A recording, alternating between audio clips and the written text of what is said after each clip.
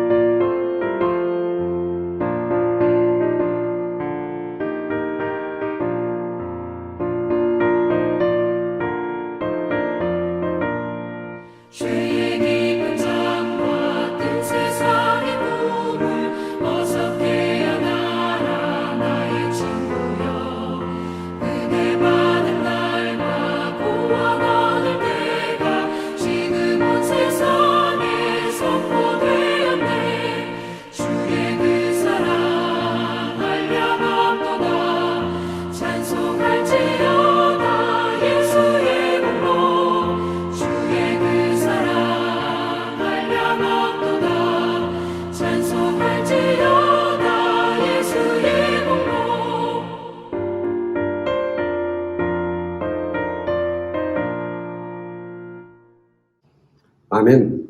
우리 다 같이 기도하겠습니다. 우리를 눈동자같이 지켜주시는 주님 감사를 드립니다. 내가 너를 지명하여 불렀나니 너는 내 것이라. 우리의 부족함과 연약함에도 불구하고 우리를 사랑과 은혜로 불러주시고 하나님의 귀하고 복된 자녀로 삼아주신 것 진심으로 감사를 드립니다. 하나님께서는 우리를 하나님의 자녀로 삼아 주셨을 뿐만 아니라 이 땅에서 하나님의 사람으로 승리하는 삶을 살도록 때를 따라 도와주시고 은혜 주시고 그리고 도움의 손길을 허락해 주시는 참 좋은 살아계신 나의 아버지이심을 고백합니다. 날마다 하나님 바라보며 날마다 주님을 사모하며 날마다 하나님의 말씀을 마음판에 새기며 이 험하고 어두운 세상 가운데 빛으로 살아가는 하나님의 사람으로 하나님의 사랑을 세상 가운데 증거하며 살아가는 귀하고 거룩하고 승리의 삶을 사는 저희 모두가 되게 하여 주시옵소서.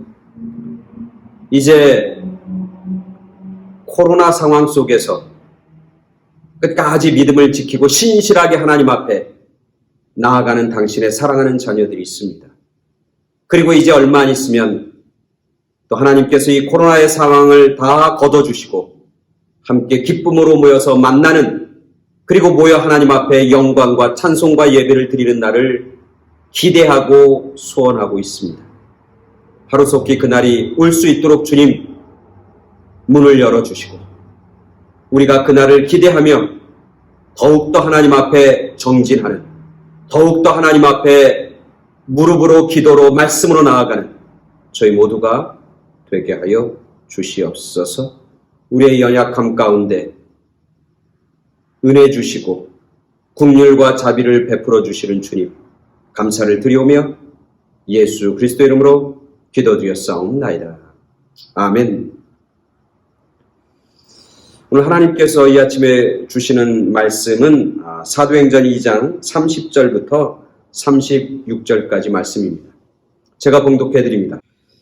그는 선지자라 하나님이 이미 맹세하사 그 자손 중에서 한 사람을 그 위에 앉게 하리라 하심을 알고 미리 본고로 그리스도의 부활을 말하되 그가 음부에 버림이 되지 않고 그의 육신이 썩음을 당하지 아니하시리라 하더니 이 예수를 하나님이 살리신지라. 우리가 다 이 일의 증인이로다.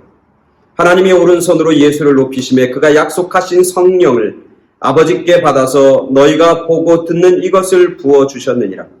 다윗은 하늘에 올라가지 못하였으나 친히 말하 이르되 주께서 내 주에게 말씀하시기를 내가 내 원수로 내 발등상이 되게 하기까지 너는 내 우편에 앉아 있으라 하셨도다 하였으니 그런즉 이스라엘 온 집은 확실히 알지니 너희가 십자가에 못 박은 이 예수를 하나님이 주와 그리스도가 되게 하셨느니라 하니라.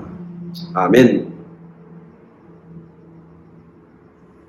계속해서 부활절 이후에 주제를 가지고 말씀을 전합니다. 부활의 증인들은 용서합니다. 부활의 증인들은 달라집니다. 부활의 증인들은 사명자로 삽니다. 오늘은 마지막 시간으로 부활의 증인들은 승리합니다. 부활의 증인들은 승리합니다. 코로나로 인해서 현장에서 함께 모여서 예배 드리지 못한 지가 이제 1년이 넘습니다. 코로나가 여러 생활 부분에서 많은 영향을 끼쳤지만 교회와 신앙생활과 믿음생활에 있어서도 지대한 영향을 끼쳤던 것은 사실입니다. 그래서 많은 학자들과 연구기관들은 애프터 코로나 이후에 교회가 어떻게 될까? 성도들의 삶은 어떻게 달라질까? 그거에 대한 많은 연구가 쏟아져 나오고 있습니다. 그 연구들의 대부분은 부정적으로 봅니다. 즉, 코로나 이후에 현재 교회의 30%는 감소할 거다. 이런 보고 내용이 있습니다. 더 나아가 더 부정적으로 보는 견해는 지금 현존에 있는 교회 중에 반토막이 날 것이다. 지금 코로나 이전에 다녔던 성도들 중에서 결국 50% 반만이 교회로 돌아와서 믿음과 신앙생활을 유지할 것이다 라고 하는 견해도 많이 있는 것이 사실입니다. 사실 이런 연구 결과들을 대하면서 이러다가 진짜 교회가 사라지는 것은 아닌가? 정말 우리 주변에서 믿음의 사람들이 이제 하나씩 교회에서 멀어지고 믿음에서 멀어지는 모습을 보면서 믿음의 성도들이 이제는 점점 사라져버리고 없어지는 것은 아닌가라고 하는 우려와 또 염려도 하게 됩니다. 그러나 교회가 사라지는 일은 없습니다. 믿음의 성도들이 없어지는 일은 벌어지지 않습니다. 코로나보다 훨씬 더 교회와 믿음의 성도들에게 위협을 가했던 수많은 사건과 일들이 기독교의 역사 속에 벌어졌습니다. 그 중에 가장 강력하게 교회의 존재를 흔들었던 것은 바로 로마 제국입니다.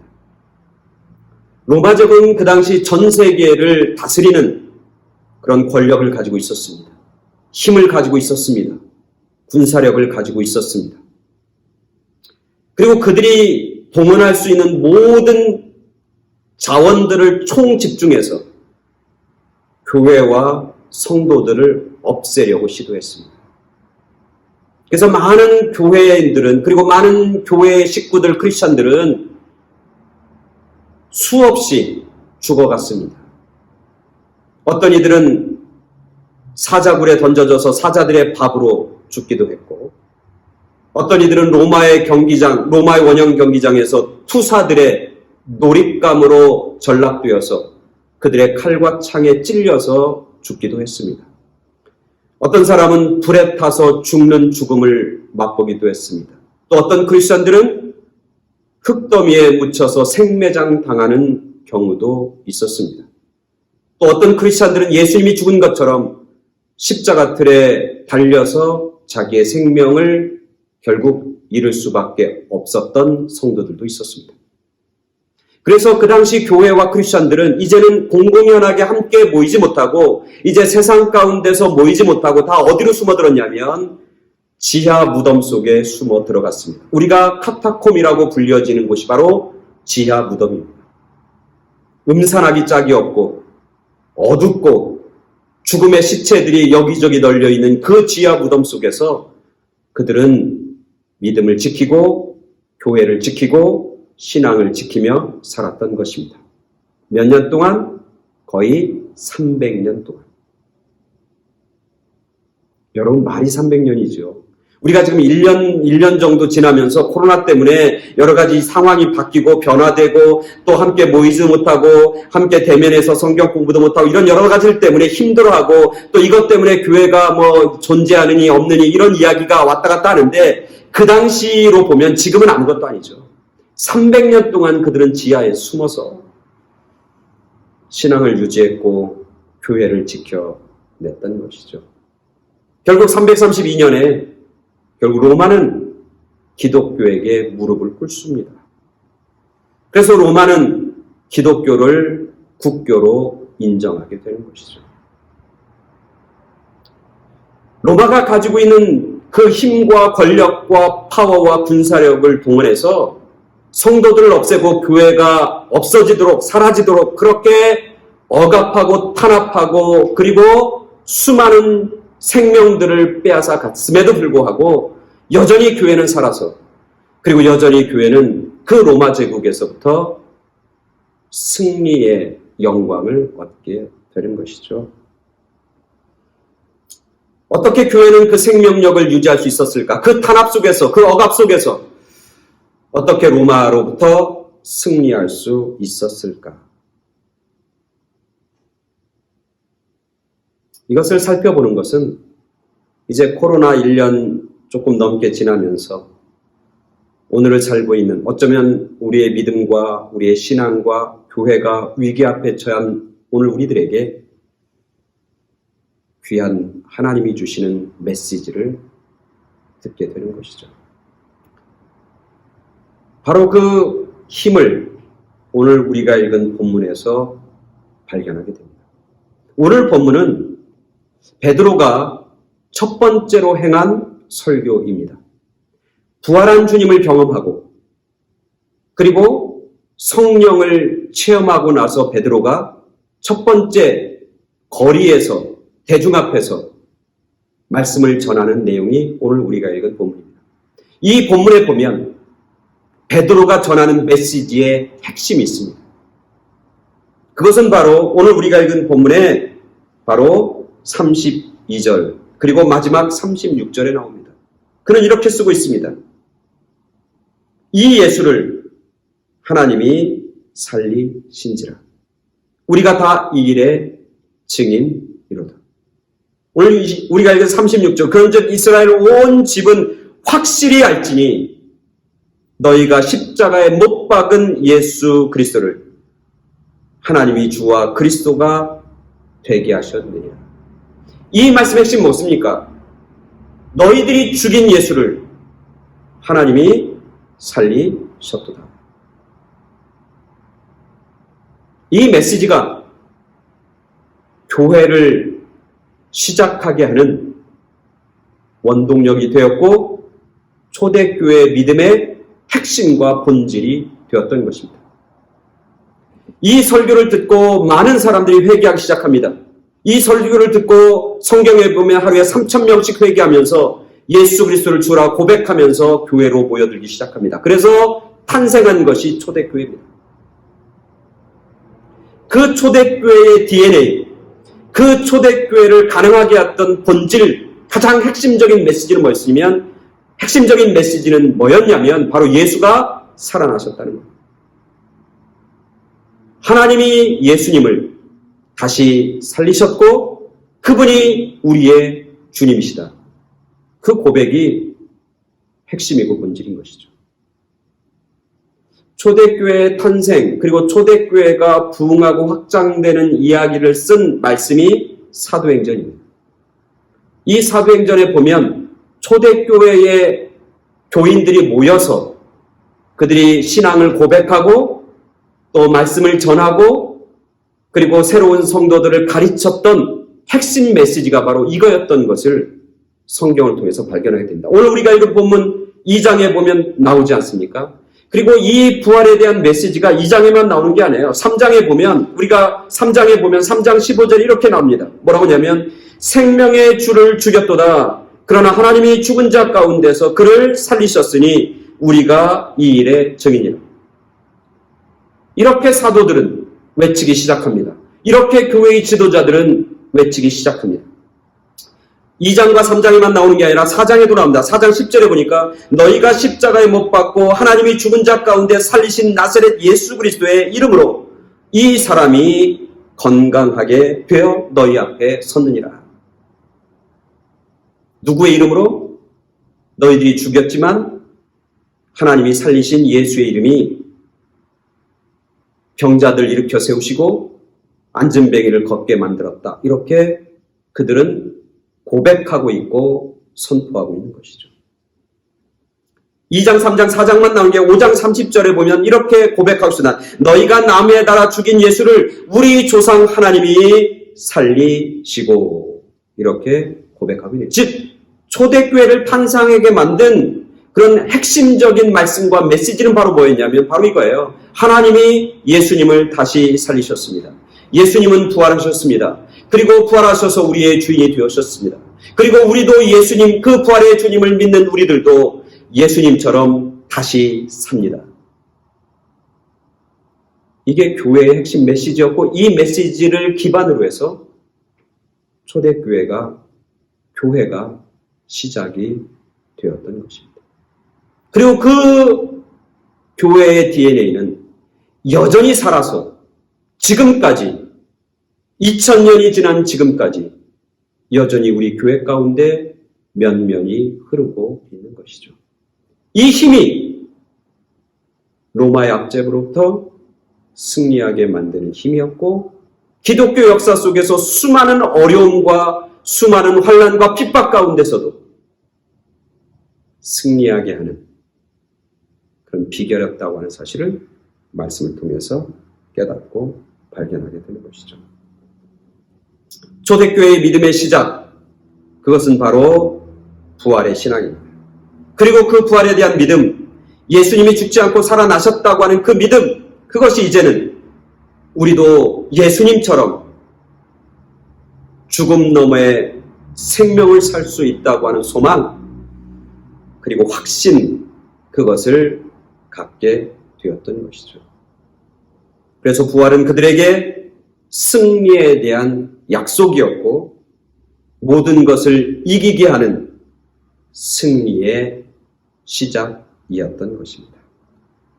그렇습니다.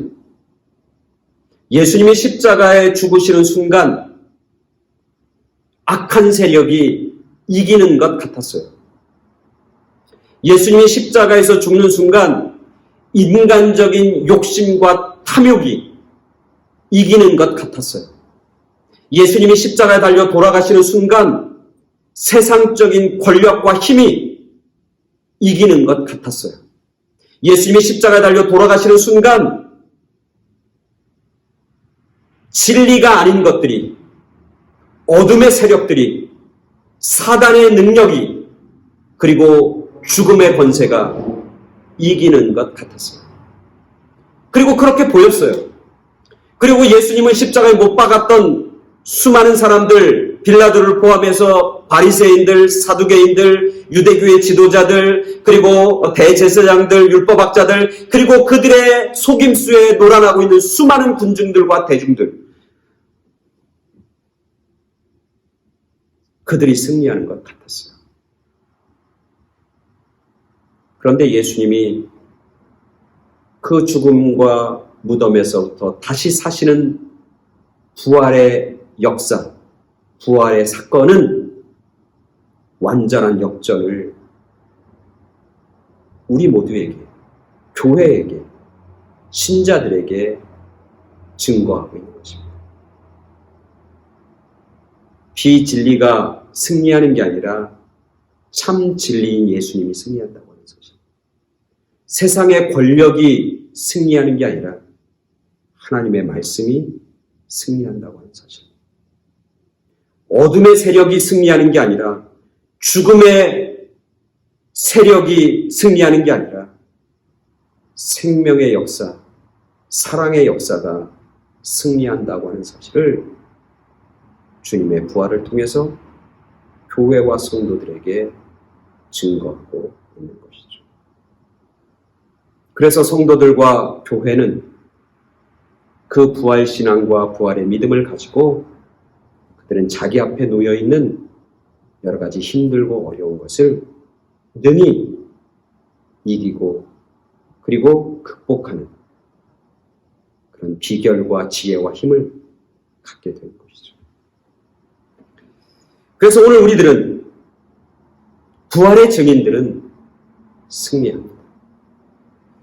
부활한 주님을 믿는 사람들, 그리고 예수님이 죽었다가 다시 산 그 사실을 마음속에 믿고 살아가는 사람들, 그리고 예수님이 죽음을 이겼듯이 나도 주님과 함께 죽음의 세력과 악의 세력과 세상의 권력의 세력으로부터 나도 승리한다고 하는 그런 소망과 승리에 대한 확신을 가지고 살아가는 사람들은 그런 승리를 경험하게 되는 것이죠. 그 승리한 사람들의 이야기가 바로 말씀에 나와 있는 수많은 믿음의 사람들의 이야기인 것이죠. 미국의 쇼 프로그램 진행자 중에 가장 유명한 여자 진행자가 있습니다. 토크쇼의 여왕이라고 불리어져 있는, 너무나 사람들이 잘 알고 유명한 오프라 윈프리라고 하는 여인입니다. 지금 1억 명이 넘는 시청자들을 보유하고 있고, 그 1억 명이 넘는 사람들이 그 사람의 말에 따라서 웃기도 하고 울기도 하고 그런 반응을 보이고 있죠. 그의 재산은 감히 상상할 수가 없죠. 그가 재산도 영향력도 뿐만 아니라 전 세계에서 가장 영향력 있는 여자의 리더를 뽑으면 늘 10위 안에 그의 이름을 올리고 있습니다. 지금 수많은 사람들에게 굉장히 강력한 리더 역할을 감당하고 있는 여인이죠.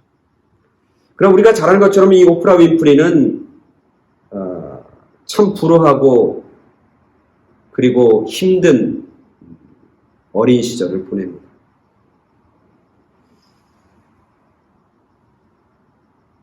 그는 사실 아버지 없이 태어나잖아요. 미혼모로 태어납니다. 그래서 누구 손에서 자라냐면 할머니 손에서 자랍니다. 그러다가 사실 그 도시의 빈민가 속에서 살다가 아주 어린 나이, 14살 나이에 결국 자기도 미혼모가 되죠.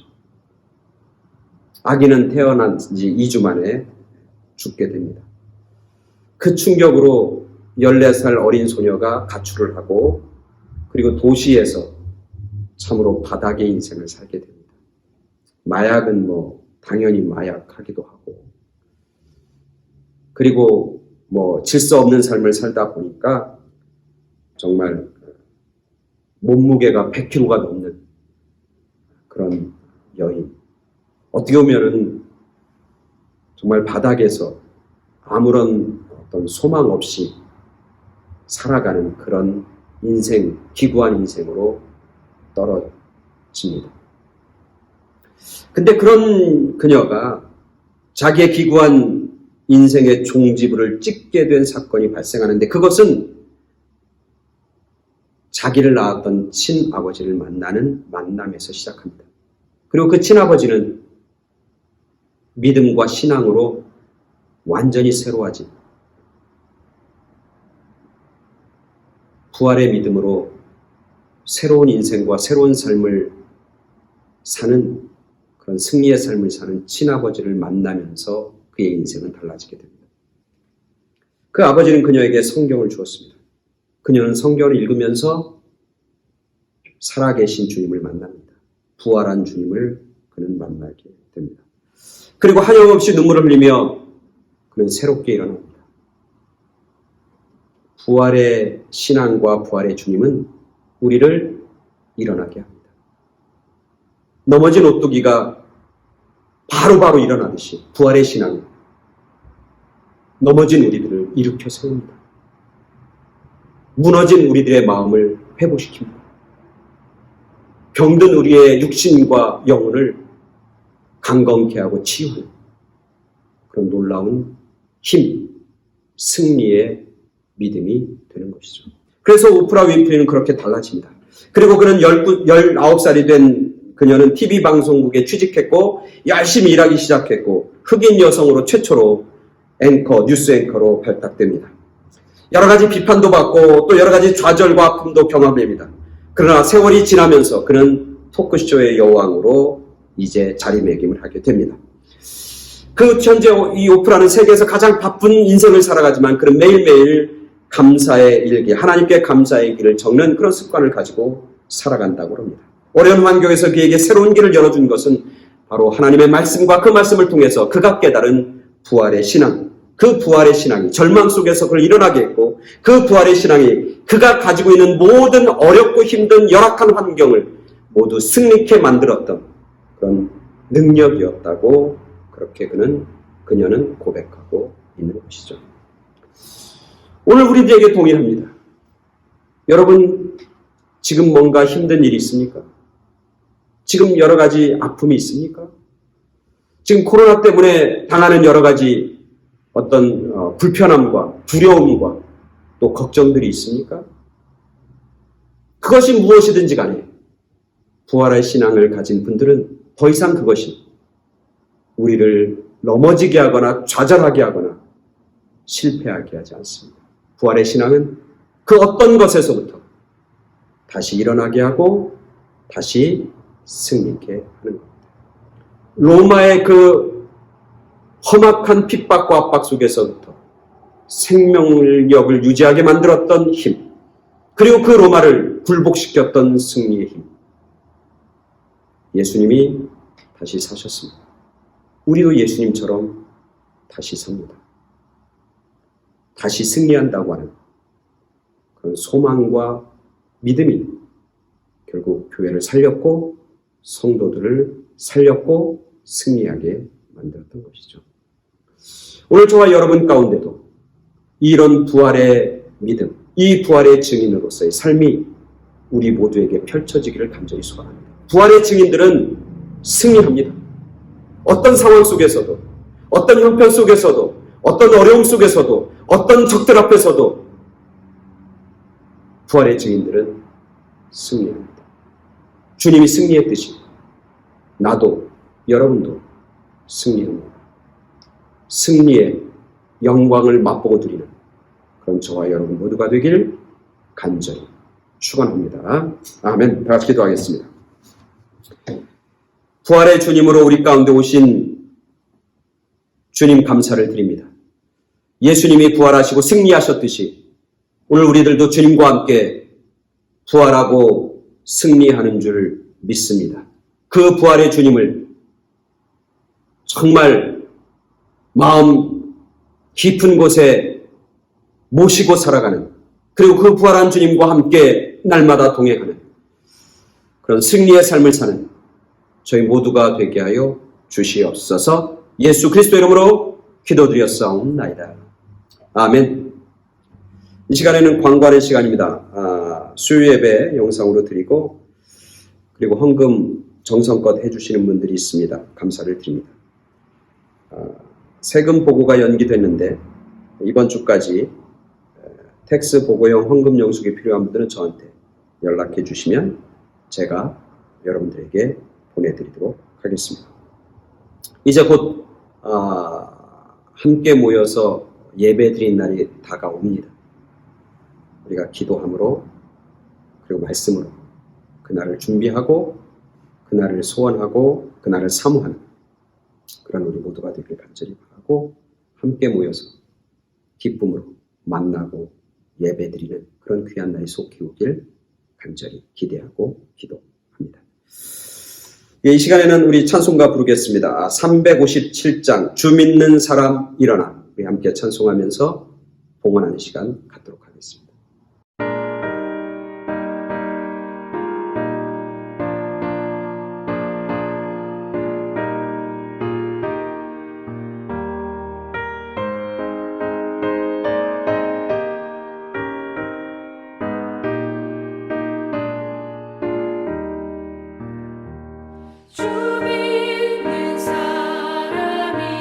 일어나 다 힘을 얻어요.